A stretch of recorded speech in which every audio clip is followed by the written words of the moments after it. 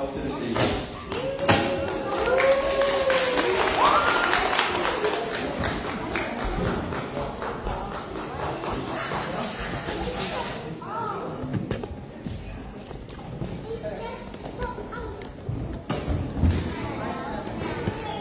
Assalamualaikum everyone. Alhamdulillah, this past December and early January, I'll give you the opportunity to go to Umrah. And before I start my presentation, I have a very important announcement to give to everybody. So as you know what's going on right now with the current ICE raids, it's very crucial that everybody know about your rights. I know many people can tell me why am I presenting about this, but you have a choice and you have a voice. So as a student and as someone who's a daughter of immigrants and friends of many, it's important for you guys to shout out and talk about it. And you know, protest, walk out and stuff. And on the next slide, I actually have a red card, which is like the thing about immigration in both English and Bahasa Indonesia, and mau pakai. So this is just a PDF link to your constitutional rights and your amendments there. So let's begin about your experience. Sorry for the theory vibes to begin with. So right here is actually my Umrah sisters. I didn't expect to go to Umrah with so many people from different states. So my group consists of people from Denver, Colorado, Oregon, and from here in California. So, how did my journey begin? It's kind of crazy, but I feel like everybody here uses like TikTok and Instagram. So TikTok was actually my biggest influence on my Umrah journey. From seeing so many of my favorite Indonesian celebrities or just favorite influencers go to Umrah and romanticize it, like makes you want to go. And alhamdulillah, I was actually given the chance and was invited by Allah SWT to go to Umrah. So, for different agencies, so the agency I used to go to Umrah was Heaven Tour, which is from Indian, and other tours like SAR. So our first schedule was actually Medina. So I feel like the first thing that people would do in like Medina is go to Masjid Nabawi. So if you guys know Masjid Nabawi, raise your hand if you know Masjid Nabawi. Okay. So Masjid Nabawi is also the place where the Prophet Muhammad ﷺ and two of the Sahabas, which is Abu Bakr and Uthman radhiyallahu anhu, were buried. So as you can see,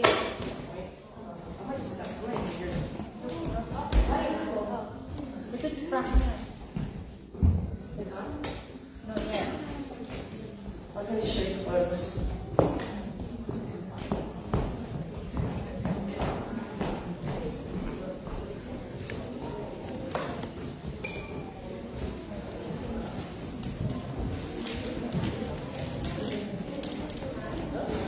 Not yet.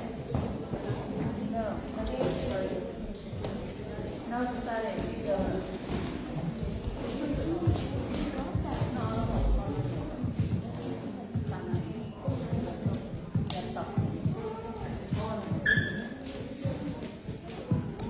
Sorry for the minor confusions.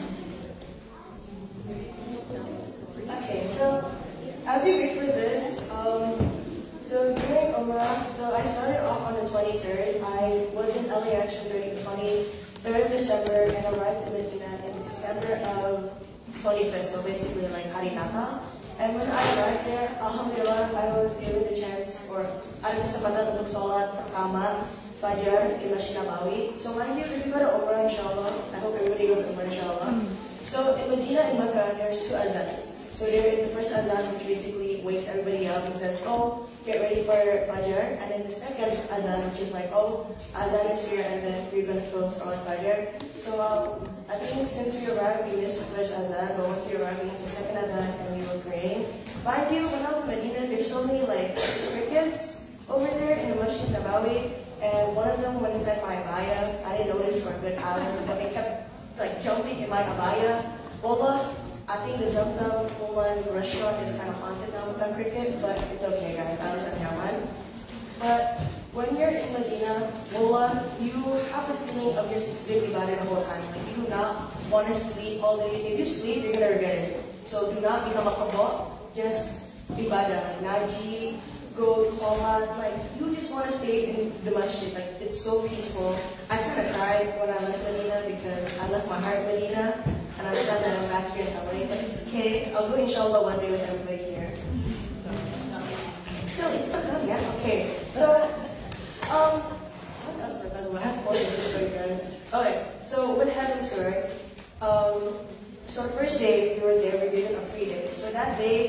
Shifa and Sierra, which is my mom's Quran teacher's daughter. We went out in Blanja.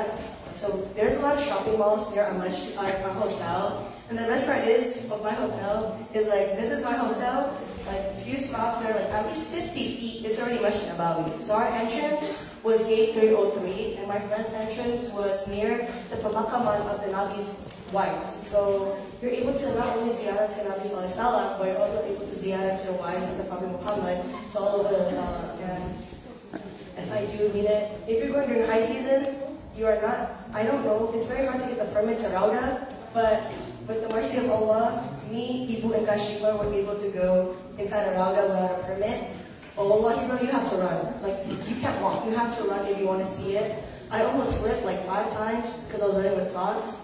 And, you know, the guys over there are kind of scary because they're going to be like, Hajjah, Hajjah, la, la, la, don't go there, Hajjah, Hajjah, Hajjah. So, I got too much Hajjahs and Hajjis on me, but it's okay. Also, always use Bahasa when you're there. It's like a second culture. So everybody yang kerja di sana or like jualannya always use Bahasa with you. So if you are good and you want to practice your Indo, use it when you're in Medina and Makkah. And if you want to belanja, bargain, okay? Don't pay full price, just bargain. I bargained and I got a lot of good stuff. Like, I'm sorry guys, I'm really sorry. I shopping, but look at what I got today. This is Medina Core, guys. Medina Core. You know, I wear this when I went to Uhud. If you know, wait, who knows the story about Uhud? Nobody? Oh, okay, thank you, sisters. So, I also showed a photo of me in Uhud, bro. Oh my god. Okay, please, no. So, basically, we were visiting so many memorial sites, of course, where the Prophet was, but sadly we were able to go to the Prophet's house. And one fun fact, the house of Khadija radiallahu anhu turned into a restroom. So yeah, it's kind of a wonky moment. But Saudi, in the sense that many people think that one place is so sacred because the Prophet used to live in, they will remodel it. So the Prophet's house is now a library in Medina you could visit. And his wife, Khadija radiallahu anhu's house became a website, so it's a toilet. Which kind of messed up, I'm not gonna lie. Saudi government should really consider what they're doing. But yeah. So mind you, when you go, so when I went, it was actually during high season, so many people were there. And even the chef who came with us from BICC, which is the group from Connecticut, said when we did the Umrah, I did Umrah twice, right? So my second Umrah, he said it felt like Hajj, because it was so packed. Everybody was there, not just people who traveled to Umrah, but people from Saudi alone also traveled there. And it was just very jam-packed. Like some people were getting pushed. We also lost a kid, then we found him.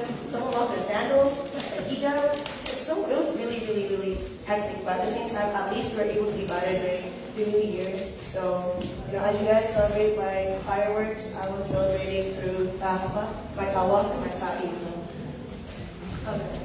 Okay, I'll just continue rapping.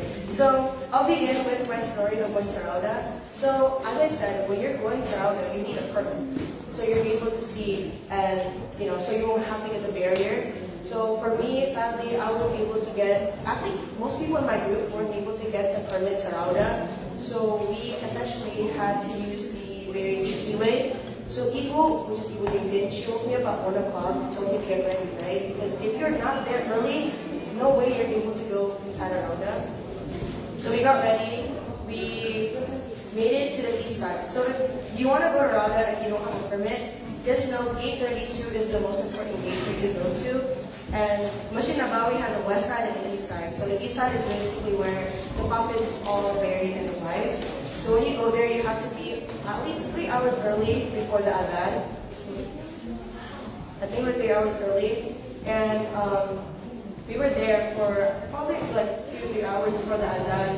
So we were making salat. And okay, trust me when I say this, if you want something and you want immediate guidance, I recommend you to make salat sunnah hajam, because that salat sunnah essentially will guide you, will give you immediate guidance. Because wallahi bro, I was kind of doubting that I would make it to Rauda, but alhamdulillah, with the mercy of Allah gave me a new friend that we made over there. She's from Nigeria, and she went to Rauda 5 times without a permit, and so she gave us like guidance to go to Rauda. And wallahi bro, I didn't expect to be in the front row of the order, I guess, like the the weight line.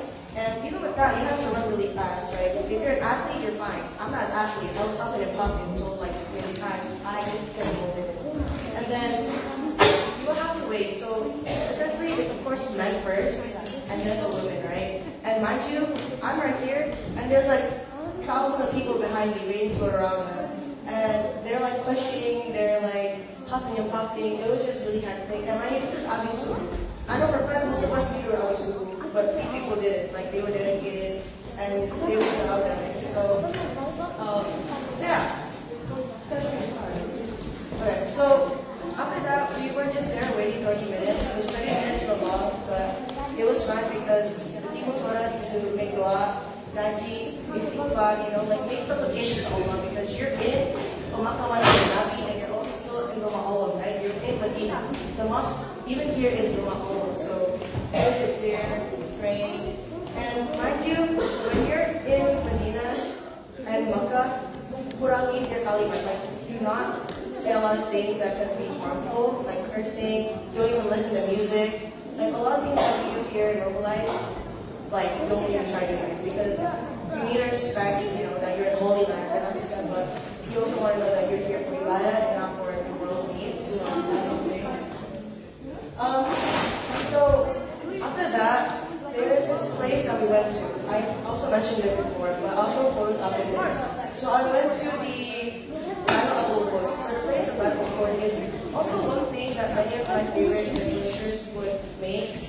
It's like the place where one of the martyrs were killed. So this one, the Battle of Uhud essentially was the Prophet Muhammad SAW against Quraysh, right? At that time, it was basically evident that victory is never guaranteed in Islam. And the battle place alone was kind of like really nice. There's like a mountain, Mount Uhud, and then there's like the martyrs' burial site and the masjid. And when we were there, there's so many like little beggars. It was kind of sad to see them, but you know, you give them 5 riyal, they give you like a box or like a bag of meat, and you just feed it to the birds. So that was a really nice experience. And then I think that's what we did pretty much in Medina. We ziyarah kepada Nabi Sallam, we prayed. We basically had a relaxing period over there because Brother Ahmad or also Amul wanted us to like rest before the huge journey to Umrah, which is to Mecca. So I think everybody knows that there's many ways to go to Medina and there's many ways to go to Mecca. So for us, we actually used a bus from Medina to Badir, then to Mecca. And sadly, when we were in Badir, I kind of had a stomach attack because like my stomach was really weak, so I couldn't go much. But I know for many people went to Badir, believe Badir and all that, and it was really nice. But so it was a 6-hour drive from Medina to Mecca, and Medina to the north. Okay, it may be a 30-minute flight, but it was a 6-hour drive. So when you're in Mecca, right, you have to get ready in Medina. So for us, we got ready. We basically the day of the 28th, we got ready, right? So we were preparing for Umrah. So we had to get our ihram ready, our baju, from our niyat. So there's steps actually on how to prepare for Umrah. I'll just show it to you once it's showing, but I don't think it's gonna show you. Sorry, it's okay. But it's okay. But basically, before you go to Umrah, always make niyat. Before you do anything, always make an intention, right? So you make the intention for, so of course, mandi, ghusl, right? Or do something like wudu to cleanse yourself from, you know, the bad. And then we were packing, right? So we left Medina around like Abis Duhur, which was kind of sad because I was crying, like I didn't want to leave Medina. But you know, it's okay, I'll come back one day. And then from Medina, we said our goodbyes. I said goodbye to one of my friends that I met in Umrah. It was kind of sad. She was crying. I was like, okay, I feel bad for her, but it's okay, I'll see you soon. And then from there, we took a 6-hour drive to Medina, to Mecca, sorry. So before you actually go to Umrah and make it, you have to make a niyat, right? So that's the niyat. When you make the niyat, that's where you're like, okay, you're ihram. So you make the salat, so raka'at sunnah. And then you make the intention like, oh Allah, I intend to get Umrah, may please do it and please accept it. And then you make the talbiyah. Talbiyah is like, labbaik Allahumma labbaik, labbaik la sharika laka labbaik, innal hamda wa ni'mata wa mulku la sharika. You nice. And when we were in the bus, our sheikh was also he was from Miami actually. He made it with us, and we were just doing it together as a group, and then he told us to do it separately. So after that, after you make the intention and the tabliyah, you're already in ihram. So there's so many things that you should know. When you're in ihram, you're not allowed to cut your nails, you're not allowed to like pick your skin, you're not allowed to cut your hair, you're not allowed to basically wear perfume. That's number one. So for girls who wear perfume, do not wear perfume, do not wear deodorant. When you're in the state of ihram, you're pure. It's like when you're born. So if you are like you're scared of Captain or something like that, let it be. You're really good at Umrah. Don't let it smell you. Also, when you're in Umrah, I know many people say like, oh, it's gonna be foul, it's gonna be foul. If you have the niyat of saying, oh look, it's gonna smell bad, of course Allah's gonna make it smell bad for you. But for me, alhamdulillah, wallahi, bro, when I was in Umrah, it smelled manis. I don't understand. It smelled sweet. Like when I made my first Umrah, it smelled like manis, like gulali. So I was like happy about it. So I'm like, I don't smell that, so I'm happy. Even though there's so many people smelling that. But you know, let's get the point, okay? Let's get the point. So after that, when you're in that state of ihram, you know, you just have to be cautious. Always be cautious of yourself. Be cautious of what you do. Because if you break ihram, you have to pay down, which is basically like sacrificing a cow or a goat, and then you have to give it out to people. And according to what I heard, dub is like 300 per person. So if you want to pay 300 because you break your ihram, go ahead. But don't if you don't want to do it. Also, so this is how we begin. So we were at the hotel, we arrived in Medina, oh my god, we arrived in Mecca, and our hotel is actually in the clock tower, which is Zamzam 1. And when we were at the hotel, we got ready, we just got the baju, and waited for the chef to get ready, because I think he had to get everything right up. And we met at 12 o'clock. Mind you, if you're doing the Umrah, it is better to do it at night than in the morning, because it can be panas. Even though it was at winter, the weather is like LA, so it fluctuates. It's hot and cold, So after that, we went to make Umrah. So wallahi, when I made Umrah, my feet were like noodles. I couldn't hold them correctly. I was holding on to people for like the longest because I was kind of scared I would fall. You know, I had to beat really fast. I mean, I feel like everybody will have their own personal experience in Umrah, but for me, I was basically scared. I don't know why I was scared, but also happy at the same time. So after that, we made our first, also when you go to Umrah, do not look at the Kaaba immediately. Put your head down, because once you see the Kaaba, you make your immediate dua. Like whatever dua you want, Allah's going to accept it immediately. And I couldn't make a dua correctly too, so I was just like, Allah, you know what happened to my heart, just make my dua. You know what I mean? Like, at the moment you stutter when you make your dua. I stuttered, and I was like kind of scared, because like, I have so many that I want to ask Allah, but that one dua couldn't come out. So I just asked Allah to forgive me and, you know, forgive the wrongs that I did to others, especially. And so we made the tawaf, and then we made the sa'i. Our first Umrah, I thought it was going to be a lot of people.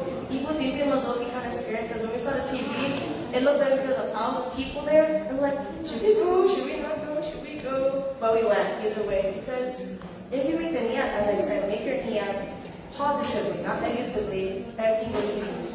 So when we were literally making our tawaf, we felt like we were getting pushed more near to the Kaaba. And mind you, when you're in ihram, do not think about touching or kissing the Kaaba, because the Kaaba has a scent.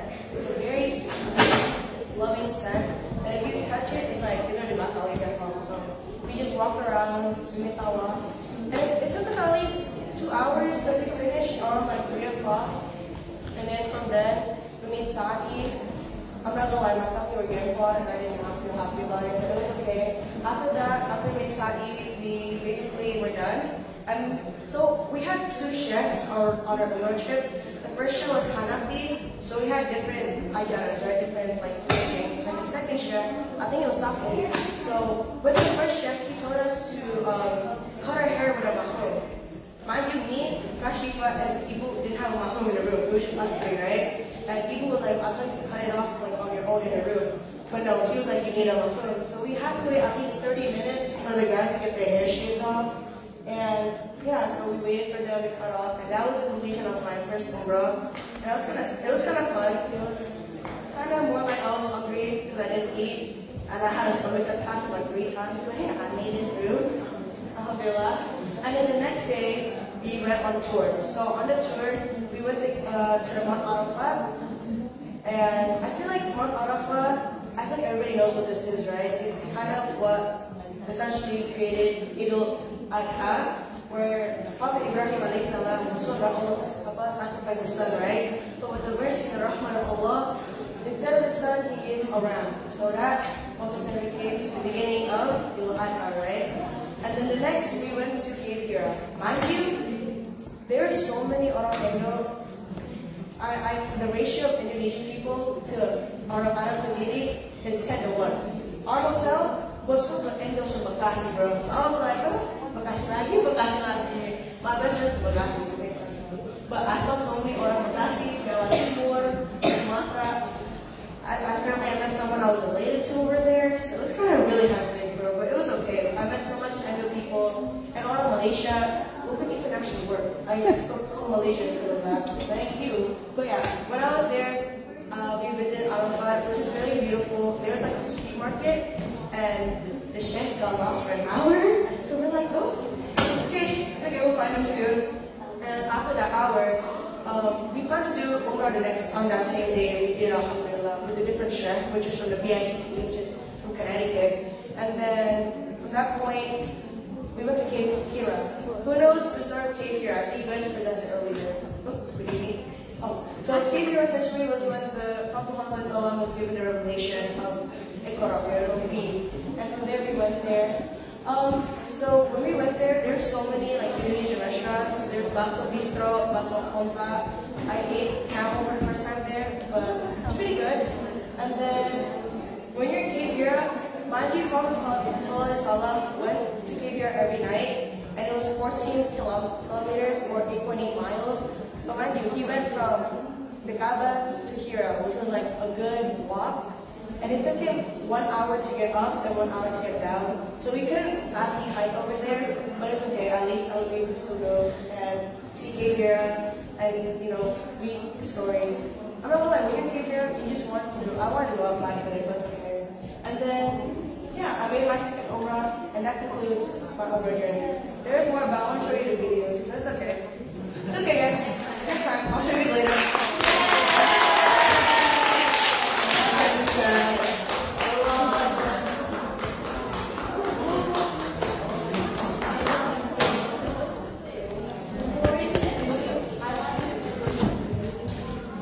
Thank you guys. Jazakumullah khairan. Nanti ditutup dengan qasidahan.